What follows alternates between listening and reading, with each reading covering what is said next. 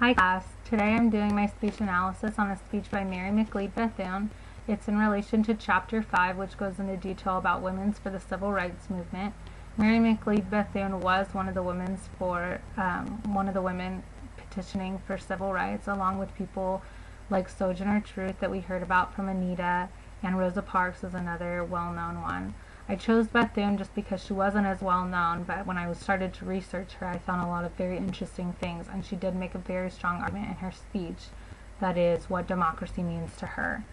Just a little bit of background on Mary McLeod Bethune was she was called the First Lady of the Struggle, meaning that she was one of the first, along with Sojourner Truth and Rosa Parks and Susan B. Anthony, who began the struggle or instigated that there was a problem and that women had a voice and could speak up about it. She was born into a family of slaves and into a family of 17 children, meaning she knew what hard life was. She knew what it was like to not be an individual and to be owned and to have to work for someone else and still not reap any benefits for herself or for her family. Because of this, because they were all slaves, her parents and her siblings were all illiterate. And Mary wanted to escape that ignorance as soon as she was free from slavery. She wanted something different that her parents and her siblings hadn't had, or maybe even didn't want. As an adult, her influence became far extended and far greater than probably could have imagined or hoped for, and definitely what her parents thought she could achieve. She definitely was a gifted organizer and a good leader, and she was constantly fighting for equal rights, better jobs, better education, and better pay, and of course political power for all African Americans. She eventually became a member of Franklin Roosevelt's Black Cabinet, which really worked to her benefit. It gave her access not only to the president, but also to a radio audience of millions that people would tune in, and that's where she gave her speech, What Democracy Means to Me. In this speech, she's quoted for saying, African Americans had always been willing to die for American democracy, but were still shut out from its promises of freedom. What she meant by this, that I think is very strong, is that they're constantly fighting just as other Americans are, and yet they still haven't reaped any of the benefits for their fight and the promises of freedom that they deserve because they're fighting for them as well. In relation to the rhetorical situation, I'll talk about exigence, audience, and constraints. The exigence is obviously the issue of civil rights for Black Americans. The audience would be the government, oppressors, and I believe antagonists just as much as advocates. She wanted to encourage advocates that they could too have a voice, especially women, that they weren't, they didn't need to be quiet, and they deserved a voice just as much as she did. But she also wanted to maybe persuade antagonists, people who were against the civil rights movement, and she believed that because she was such a great leader and such a good speaker that she could change people's minds, and that's what she was trying to do by being on the radio show. The constraints were similar to those of Martin Luther King's when he gave his speech, just that up to this point people are used to the status quo, meaning that they're closed-minded about the idea of African Americans having equal rights as, you know, other fellow Americans. Another constraint was that this radio show only aired on a weekly affair, meaning that if some people tuned in or didn't tune in, that they would miss it, and because it wasn't daily, it wasn't a routine to listen to.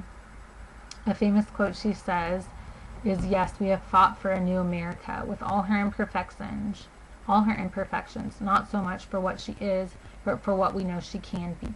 I believe what she meant by this was that America isn't perfect, and neither are fellow Americans nor are African Americans, but they're all fighting for the same thing. And in her imperfections, it's not what she is right now, and it's not about civil rights that they have right now, but what civil rights can look like for all people, especially African Americans. The paradigm that I chose to talk about was Aristotle's appeals, which we all know are logos, ethos, and pathos. Just a little bit of background on logos is that it is appeal to logic, and the Greek word literally, the Greek translation of it literally means word. The quote I took from her speech says, "We have given blood in its defense from Crispus' attacks on Boston Commons to the battlefields of France."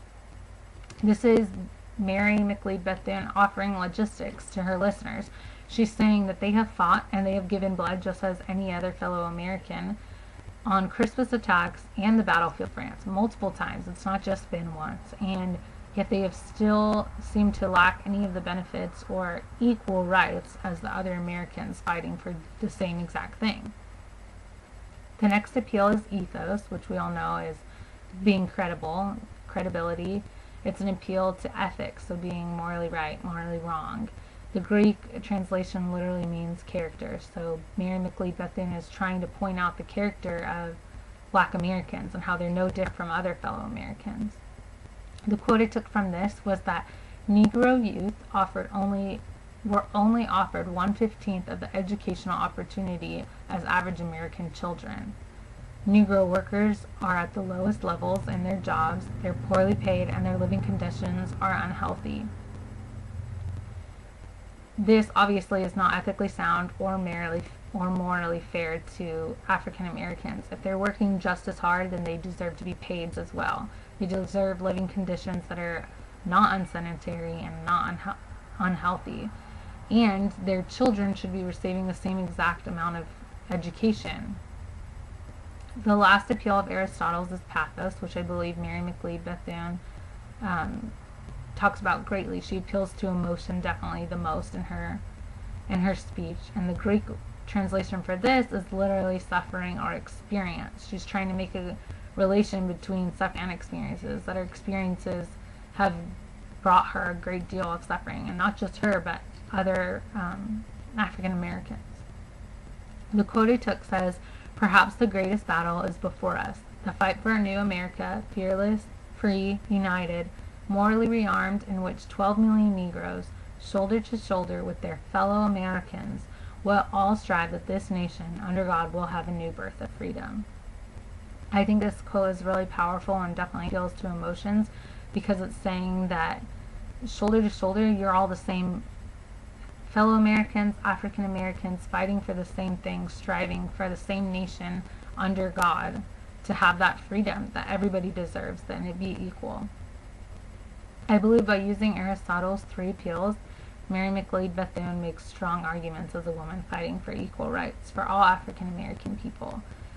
And just because she's a female, her gender is not a setback, and I don't believe it limits her. I think it only adds to her bravery and intensifies her voice and advocacy for attaining her goals, and the goals of all Black Americans for that matter, that are rightfully theirs and they do deserve. Thanks, guys.